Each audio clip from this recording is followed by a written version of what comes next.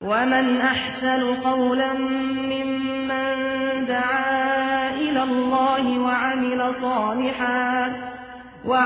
صالحا وقال إنني من المسلمين।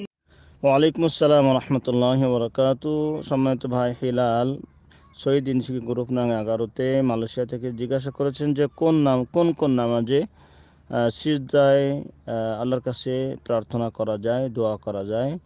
সিজদার নির্ধারিত দোয়া সুবহান রাব্বিয়াল আ'লা এটা পড়ার পরে বাকি অতিরিক্ত দোয়া কোন নামাজে পড়া যায়। সম্মানিত ভাইকে ধন্যবাদ। বিসমিল্লাহ ওয়াসসালাতু ওয়াসসালামু আলা রাসূলিল্লাহ ওয়া আলা আলিহি ওয়া সাহবিহি ওয়া মান ওয়ালা।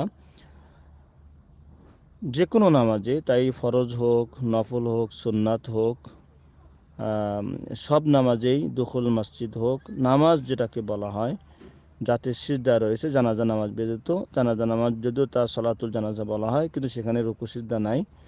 তাই জানাজা নামাজ ব্যতীত আর যত নামাজ আছে, ফরজ, নফল, সুন্নাত, সব নামাজেই সিজদাতে আপনি আল্লাহ রাব্বুল আলামিনের কাছে আপনার জীবনের চাওয়া পাওয়া অধিক হারে পেশ করতে পারবেন। বরং পেশ করাটাই হলো রাসূল সাল্লাল্লাহু আলাইহি ওয়াসাল্লামের পক্ষ থেকে আদেশ বা শিক্ষা।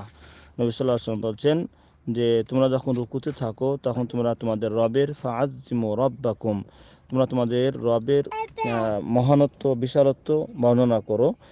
আর ওয়া আকসিরু ফিদ দুআই ওয়া আনতুম ফিস সুজুদি, আর যখন তোমরা সিজদায় থাকো তখন তোমরা বেশি করে অধিক হারে আল্লাহ রাব্বুল আলামিনের কাছে কামনা করো, প্রার্থনা করো। অতএব অধিক হারে রাসূল সাল্লাল্লাহু আলাইহি ওয়াসাল্লাম নিজেই দোয়া করতে বলেছেন, আর নবী সাল্লাল্লাহু আলাইহি ওয়াসাল্লাম নিজেও সিজদারত অবস্থায় আল্লাহ রাব্বুল আলামিনের কাছে বেশি করে দোয়া করতেন।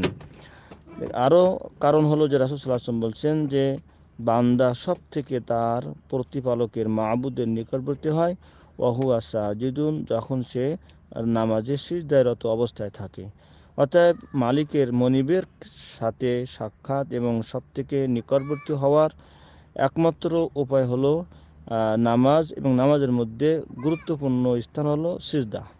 অতএব সাজদায় পড়ে আল্লাহ রাব্বুল আলামিনের কাছে নিজের জীবনে, নিজের এবং পরিবার পরিজনের জীবিত মৃত্যু, দুনিয়া ও আখিরাতের সকল বিষয় নামাজে সাজদারত অবস্থায় আল্লাহ রাব্বুল আলামিনের কাছে কামনা করা, প্রার্থনা করা, এটা সবথেকে উত্তম এবং শরীয়তসম্মত একটি বড় মাধ্যম। আল্লাহ রাব্বুল আলামিন আমাদের সকলকে নামাজের ধীরস্থিরতার সাথে একমন নিয়ে এবং নামাজে মহান